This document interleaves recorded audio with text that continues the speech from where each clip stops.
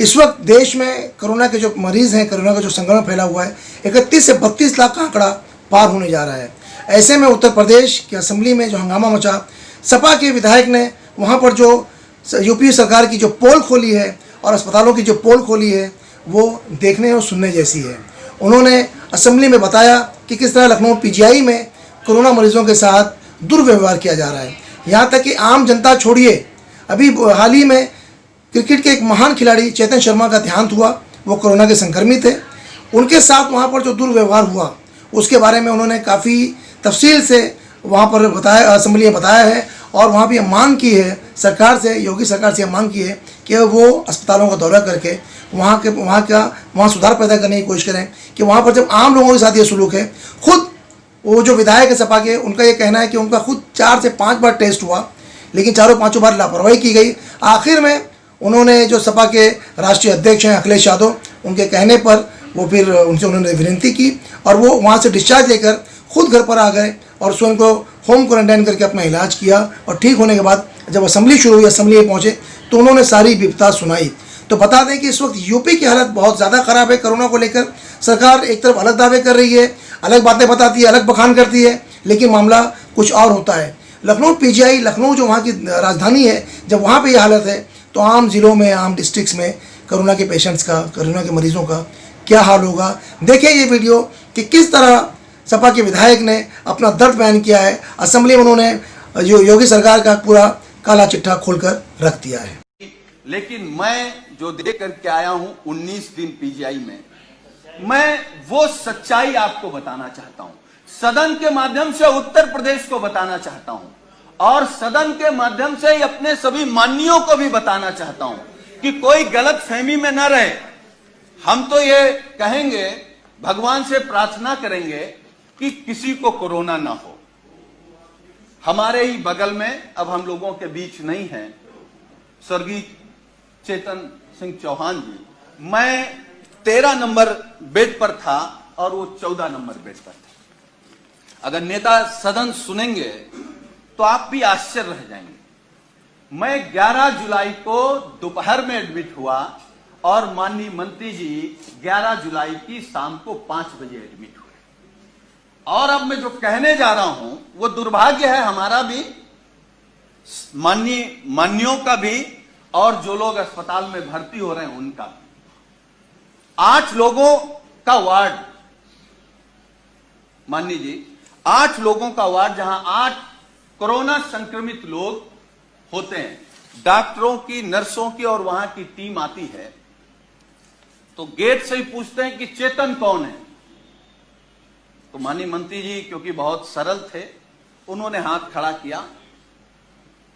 Team आती है, उन्होंने कहा चेतन आपको कब हुआ कोरोना? तो उन्होंने अपनी बात बताई। तो फिर एक दूसरा स्टाफ बोलता है चेतन क्या करते हो तुम? वो कुर्ता पैजामा में थे, मैं तो पैंट शर्ट में था। खैर, तो माननीय मंत्री जी ने कहा कि मैं कैबिनेट मंत्री हूं। तो एक स्टाफ ने कहा कि कहां के? तो उन्होंने कहा उत्तर प्रदेश सरकार। तो मैं सोच रहा था कि ये लोग कैसे इस बदतमीजी से बात कर सकते हैं, लेकिन मुझे यह भरोसा हुआ कि जब माननीय मंत्री जी ने कह दिया कि मैं उत्तर प्रदेश सरकार का कैबिनेट मंत्री हूं, तब शायद वो चेतन जी कहेंगे या थोड़ा आदर करेंगे। लेकिन ये सुनने के बाद भी जब पीजीआई के स्टाफ ने कहा कि चेतन तुम्हारे घर में और कौन कौन संक्रमित है, तो मुझे गुस्सा भी आया, दुख भी हुआ और सरकार पे भी गुस्सा आया। मतलब सरकार का इतना भी दबाव नहीं है भाई। कैबिनेट मंत्री के बाद कौन होता है? मुख्यमंत्री। तो इसका मतलब उत्तर प्रदेश में केवल योगी आदित्यनाथ जी का सम्मान होगा। अगर शर्मा जी को कोरोना हो गया तो आपके साथ क्या व्यवहार होगा आप सोच नहीं सकते। हम नहीं चाहते, हम तो भगवान से प्रार्थना करेंगे कि आपको नहीं, किसी को ना हो। लेकिन उसके बाद मान्यवर, मुझे जब गुस्सा आया, मैं अपना गुस्सा नहीं रोक पाया, तो मैंने डॉक्टर से कहा कि आप जानते हैं कौन है? चलिए आप नहीं प्रभाव में आ रहे हैं कि ये योगी सरकार के कैबिनेट मंत्री हैं, ये वो हैं जो देश के लिए क्रिकेट खेलते थे। तो उस डॉक्टर ने कहा अच्छा ये वो चेतन है, और ये कहते हुए डॉक्टर और स्टाफ पूरा चला गया। वो 2 दिन तक हमारे बगल में रहे। मतलब कोई, मतलब वो, मैं ये कह सकता हूं कि जिस घुटन में थे वो माननीय शर्मा जी नहीं महसूस कर सकते। और मुझे जो शब्द नहीं कहना चाहिए, वो कोरोना से हमको आपको छोड़ के नहीं गए, सरकार की अव्यवस्था से हमको आपको छोड़ करके गए। मतलब इतना गंभीर मामला। और मान्यवर, मैं दूसरी बात बता रहा हूं, मैं 19 समाप्त कर नहीं, मैं समाप्त कर दूंगा। अब हमारा केवल दर्द सुन लीजिए। जी। मैं 19 दिन तक एडमिट था। 11वें दिन हमारी फिर टेस्ट हुआ, मैं फिर पॉजिटिव आ गया। फिर 4 दिन बाद टेस्ट हुआ, फिर पॉजिटिव आ गया। हमारे माननीय राष्ट्रीय अध्यक्ष, हमारे नेता माननीय अखिलेश यादव जी ने फोन से हमसे कहा कि सरकार का शासनादेश हो गया है कि तुम घर पर रह करके ठीक हो सकते हो, इस सरकार की व्यवस्था पर भरोसा मत करो और जांच करा करके आप लिख करके देख आओ कि हमको इलाज नहीं कराना, हम होम क्वारंटीन रहना चाहते हैं। अब मैं वो बात बताने जा रहा हूं मान्यवर आपको। मैंने राष्ट्रीय अध्यक्ष जी से अनुरोध किया कि एक जांच और करा लेते हैं, हो सकता है कि हम निगेटिव आ जाए। हमारी एक जांच हुई जिसमें मैं पॉजिटिव आया। नर्स ने कहा कि आप पॉजिटिव हैं, डॉक्टर की टीम आई, उन्होंने कहा कि आप पॉजिटिव हैं या नहीं हैं, हमको दूसरा टेस्ट करना पड़ेगा। हमारा सुबह दूसरा टेस्ट हुआ। जब दूसरा टेस्ट हुआ, जब शाम को मैंने कहा कि हमारी रिपोर्ट क्या आई, तो उन्होंने कहा कि आपका रेपर बदल गया था, इसलिए शाम को तीसरा टेस्ट होगा। जब तीसरा टेस्ट हुआ तो सुबह हमने पूछा कि हमारी रिपोर्ट क्या है, तो डॉक्टरों ने कहा कि आपका सैंपल बदल गया है, इसलिए आपका चौथा टेस्ट होगा। हमारा चौथा टेस्ट हुआ। चौथे टेस्ट में मानवर जानते क्या हुआ?